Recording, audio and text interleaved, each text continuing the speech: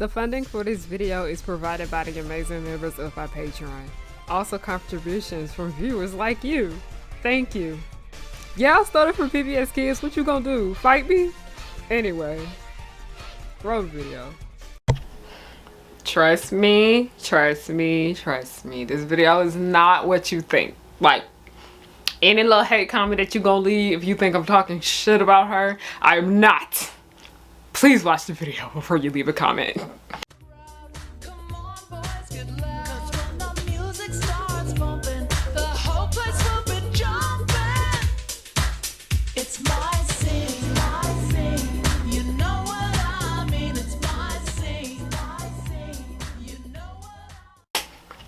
Hey y'all, it's Harriyanna and I'm back with another video. Hi, hello, how are you? My name is Harriyanna and welcome to, or welcome back to, the pirate ship, also known as Harry Hook's pirate ship. I am the captain, you are not my first mate. I don't got no first mate because you want to know why? I let everybody in on a little secret when they come to my channel.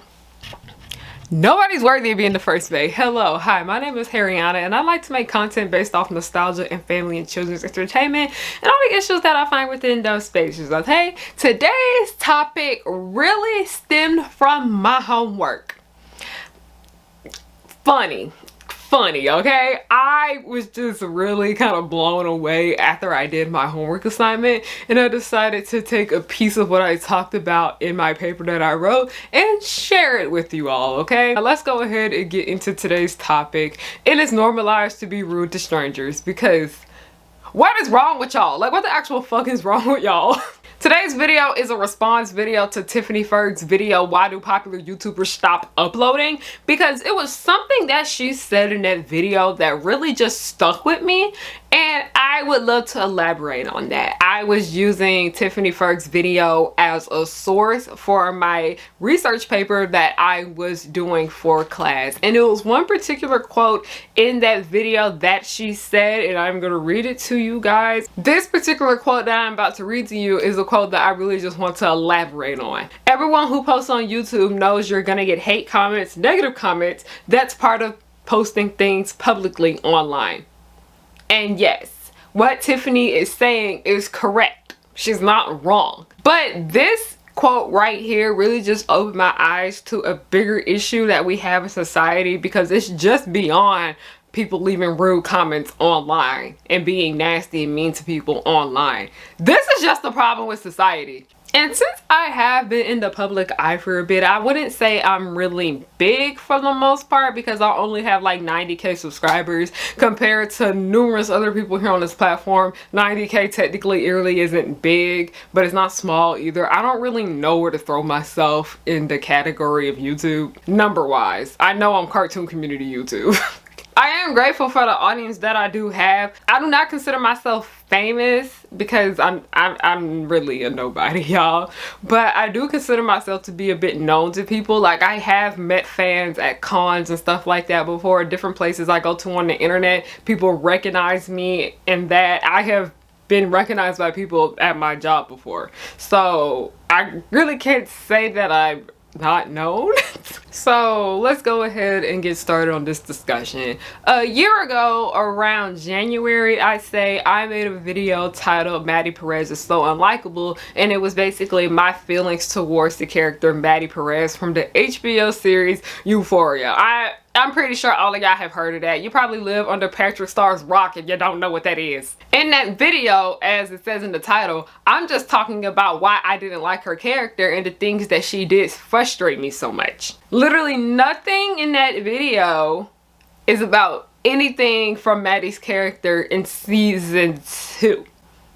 Okay? But a lot of people can't use their context clues and put 2 and 2 together that video is very dated. At the time when I posted that video, I was already getting a bunch of mean comments on it where people were being mean to me, saying that making fun of the gap in my teeth, saying that I was ugly, talking about me. People were just being very, very rude because they were saying the reason that I didn't like Maddy is because she was pretty and I was ugly. Like, people are so ruthless on the internet. Basically, overall, people were saying that I was jealous of Maddy because she is likable and that she is pretty.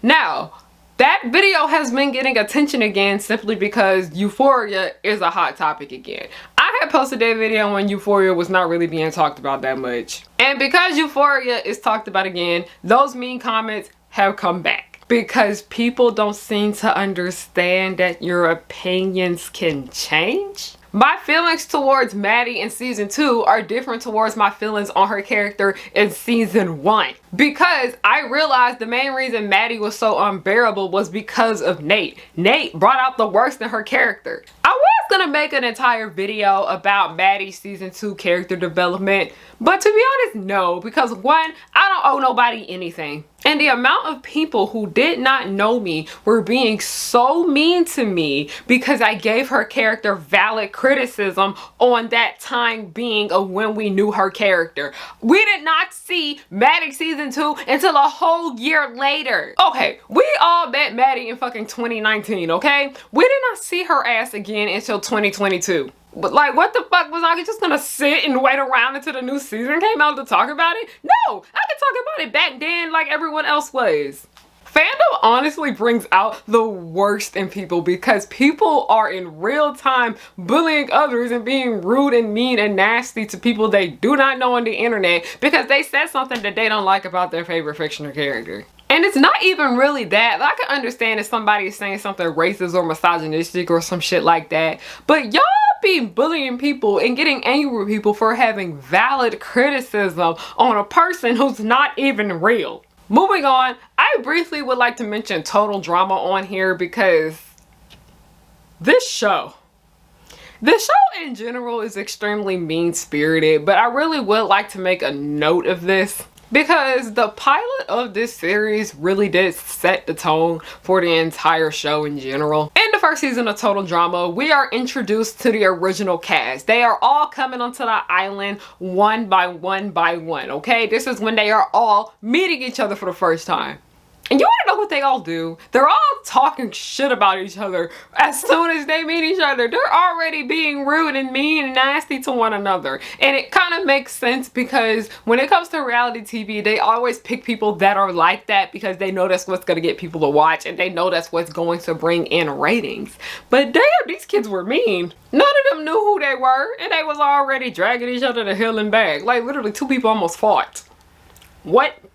And then moving on with Descendants, I noticed that the Oradon kids, the kids that were technically labeled as the good kids, they were being rude to the villain kids, which were labeled as the bad kids, way before they even knew them, okay? They barely knew these people's names. They did not know what they looked like. They were being extremely mean to them off of assumption. They did not fucking know them whatsoever. We even saw the shit in Miraculous Ladybug where Chloe was encouraging her younger half-sister Zoe to be mean to the people at her school. She literally did not know any of these people and she encouraged her to be rude to them. She encouraged her to be rude to people she did not fucking know. And now we gotta get on to aggresuko season 3 because this, honestly, season 3 was the show's peak. Season 4 is ass. Don't come for me. But I have been catching up on aggresuko. It's honestly one of my favorite animes currently at the moment because I don't really care too much for a lot of current animes for the most part. I'm a 90s, early 2000s anime type of bitch, okay? But in aggresuko season 3, basically Aggresuko got her ass in debt because she ended up hitting a man in his car and she has to pay him off by being the manager of his band called the OTM Girls, okay? They are a girl group, make cute little J-poppy music. He finds out Aggresuko is talented, that she can actually sing. He throws her ass in the band, and what do you know? Aggresuko actually really does enjoy it. I love this for her. She finally has something great again, but you know how this show is. Once she gets something good, it gets ruined.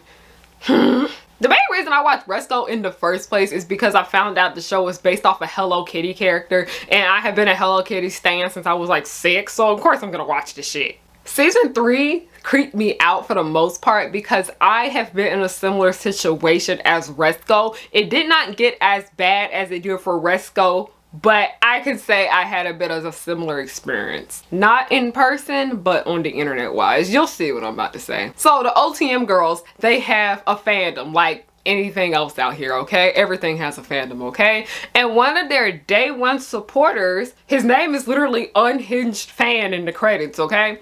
He is upset with Resco being the new member of the group, because when Resco joined the group, she literally changed the sound of the group. She literally is what made the group popular and made more people find out about them. He was kind of gatekeepy, in my opinion. He didn't want other people knowing about the OTM girls, but that's not the point right now, okay?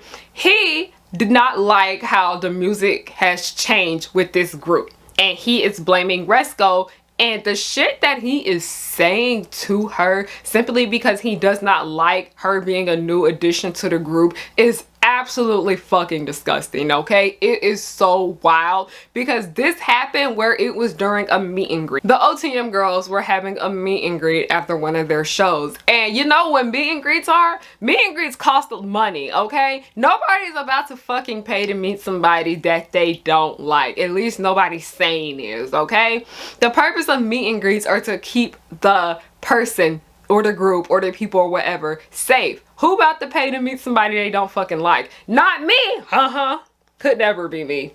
So it's literally this man's turn in line. He grabs Resco's hands, and I was disgusted. I was disgusted. The music industry is a cesspool these days, so I can't really blame you for putting out mediocre songs when everybody else is doing the same damn thing.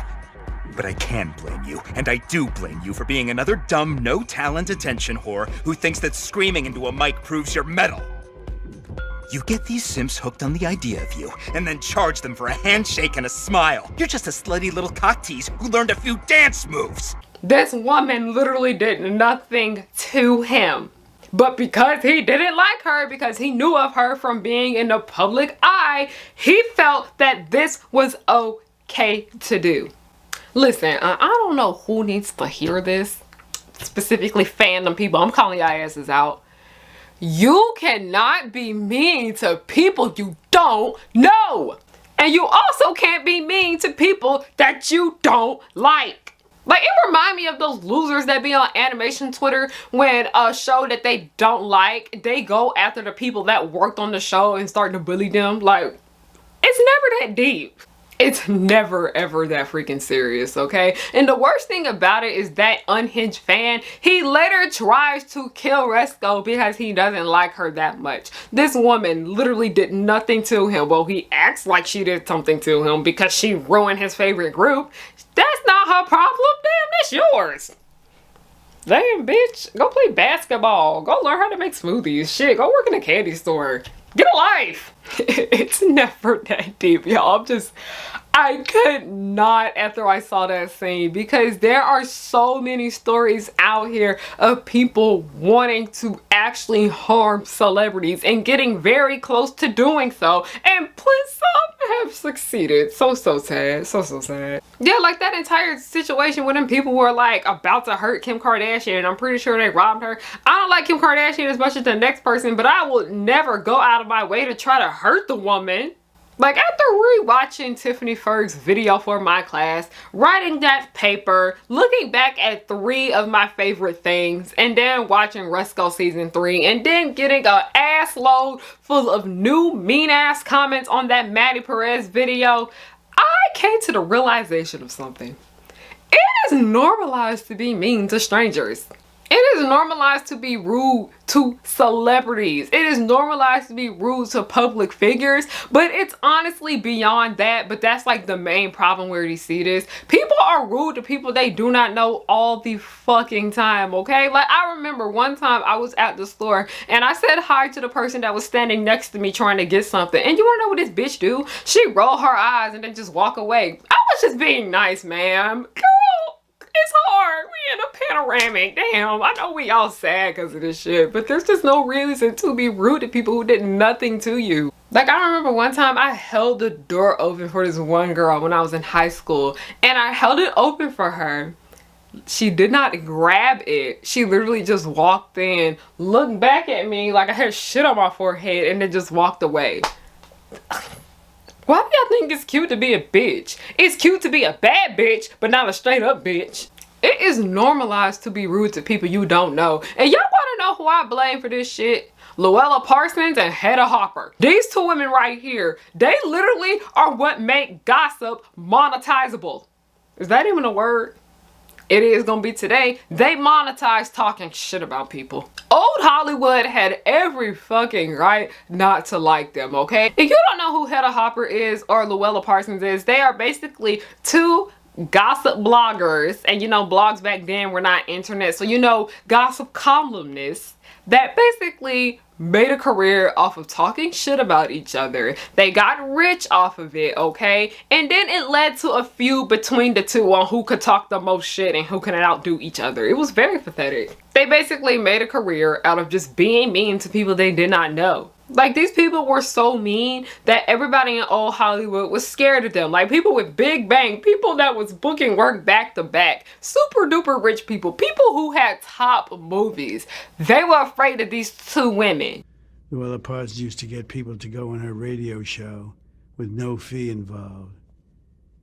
And she didn't want to do, Olivia de Havilland didn't want to do it.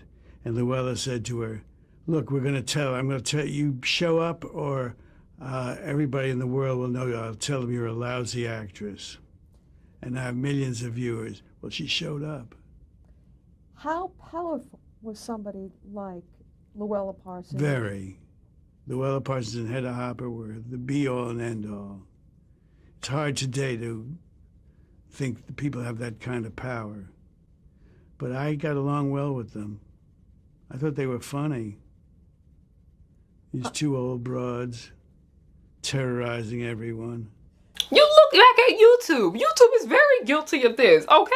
You look at a lot of the popular videos. You look at a lot of the popular channels. A lot of this shit is just gossip. And everyone knows the quickest way to grow a following on social media, because it has been proven numerous times, is by talking about famous people. Not even just famous people, just public figures in general. That's why so many people who have Twitter accounts, they just have like a popular Twitter account. Their followers don't want to go and look at our other work. They just follow them because they just talk shit about people on their bird app. Like, I just find that so interesting when you look at a lot of big popular Twitter accounts and then you find out that they do other things, how those followers don't transfer over. I find that so interesting. When I mean transfer over, I mean transfer over work-wise. Like, the people aren't looking at the things they're creating. Like that woman who was making up all that shit about Cardi B for attention. Girl, bye. I don't even like Cardi B, but get out. Cardi B had everybody sue y'all. Wendy freaking Williams literally built her entire career off of being mean. She's literally the black Louella Parsons and Hedda Hopper. And I just could not stand Wendy Williams when I was little. I still don't care too much for her as an adult because she literally was just so freaking nasty. But it's honestly beyond Wendy Williams. We have the freaking National Enquirer, and if you're still reading the Enquirer, no. If you're still reading the Enquirer and believing it, you are boo-boo the fool. TMZ, E! News, Perez Hilton, The Team Room, The Shade Room teens. All of this shit thrives off of people talking shit about people they do not know. And the thing about the Shade Room teams is that the Shade Room and the Shade Room teams, the most interesting thing about it is that it's the audience. It is the audience. It's not directly the people that are making the shit, because no, yes, they are at fault, but they will post something that they know will get people to talk mad shit about, and the comment section will be on fire. That's why we keep seeing the Shade Room everywhere, because y'all know how algorithms work. The people that comment the most on it is the post that gets pushed out the most. I have said talking shit so many times in this video. Wow. Take a sip of orange juice every time I say talking shit. But there is just one case of gossip blogs that I want to bring to attention, and that is the interesting case of xonecole. I knew xonecole is Nicole bitchy, okay, back in the day, okay? That's literally how she got her start. She got her start as a gossip blog, okay? But when you look at her work now, it is completely different. She did a whole 180. It's not the same.